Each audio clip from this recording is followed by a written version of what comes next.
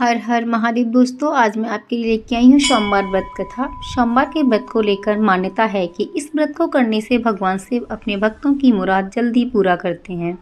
सोमवार का दिन भगवान शिव को समर्पित है, इसीलिए इस दिन भगवान शिव की पूजा और व्रत करने का महत्व और ज़्यादा बढ़ जाता है। यदि आप सोमवार के व्रत करते हैं तो आपको सोमवार व्रत कथा पढ़ना बेहद ज़रूरी है। आपको यह कथा अवश्य ही पढ़नी चाहिए, क्योंकि इसके बिना आपका व्रत अधूरा माना जाता है।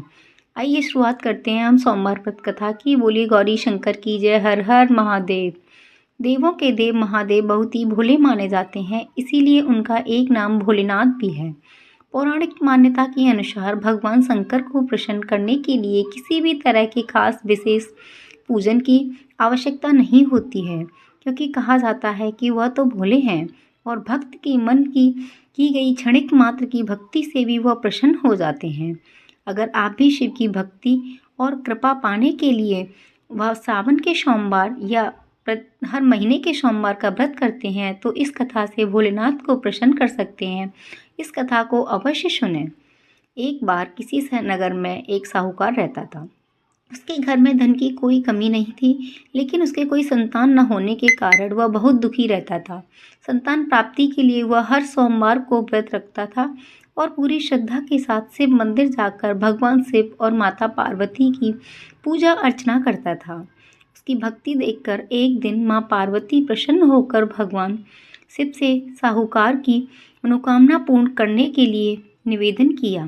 पार्वती जी के आग्रह पर भगवान शिव ने कहा, हे पार्वती, इस संसार में हर प्राणी को उसके कर्मों का फल मिलता है और जिसके भाग्य में जो हो उसे भोगना ही पड़ता है।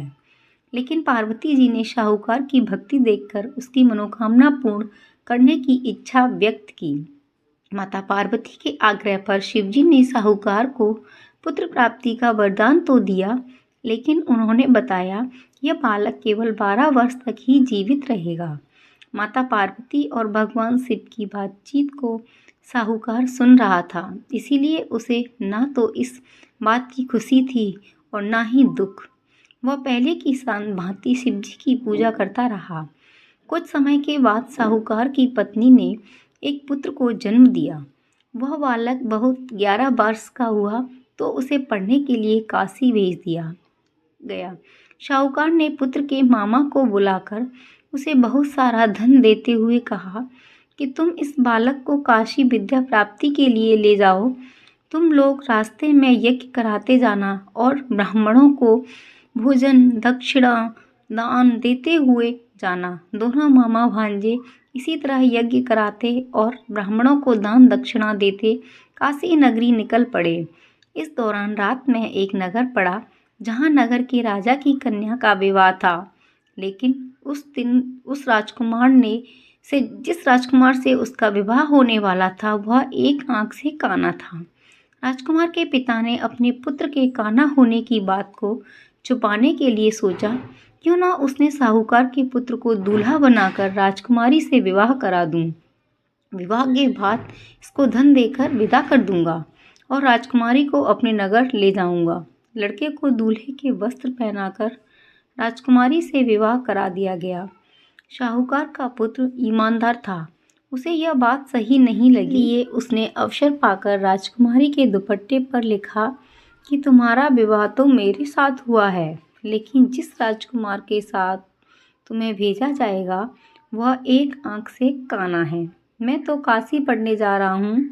जब राजकुमारी ने चुन्नी पर लिखी बातें पढ़ी तो उसने अपने माता पिता को यह बात बताई। राजा ने अपनी पुत्री को विदा नहीं किया, फिर बारात वापस चली गई। दूसरी ओर साहूकार का लड़का और उसका मामा काशी पहुँचे और वहां जाकर उन्होंने यज्ञ किया। जिस दिन लड़का 12 साल का हुआ उस दिन भी यज्ञ का आयोजन था। लड़के ने अपने मामा से कहा, मेरी तबीयत कुछ ठीक नहीं है। मामा ने कहा, तुम अंदर जाकर आराम कर लो। शिवजी के वरदानुसार कुछ ही देर में उस बालक के प्राण निकल गए। मृत भांजे को देख उसके मामा ने विलाप करना शुरू कर दिया। संयोगवश उसी समय शिवजी और माता पार्वती उधर से जा रहे थे। पार्वती माता ने भोलेनाथ से कहा, स्वामी, मुझे इसके रोने के स्वर सहन नहीं हो रहा। आप इस व्यक्ति के कष्ट को अवश्य दूर करें।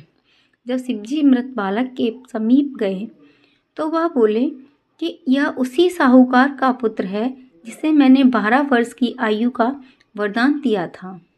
अब उसकी आयु पूरी हो चुकी है, लेकिन मातृ भाव से विभोर माता पार्वती ने कहा, हे महादेव, आप इस बालक को और आयु देने की कृपा करें, अन्यथा इसके वियोग में इसके माता पिता भी तड़प तड़प कर मर जाएंगे। माता पार्वती के पुनः आग्रह पर भगवान शिव ने उस लड़के को जीवित होने का वरदान दिया। शिव जी की कृपा से वह लड़का जीवित हो गया। शिक्षा पूरी करके लड़का मामा के साथ अपने नगर की ओर वापस चल दिया। दोनों चलते हुए उसी नगर में पहुँचे जहाँ उसका विवाह हुआ था। उस नगर में भी पहुँचे जहाँ उसका विवाह हुआ था। उस नगर में भी उन्होंने यज्ञ का आयोजन किया। उस लड़के के ससुर ने उसे पहचान लिया और महल में ले जाकर उसकी खातिरदारी की और अपनी पुत्री को विदा किया। इधर साहूकार और उसकी पत्नी भूखे प्यासे रहकर बेटे की प्रतीक्षा कर रहे थे।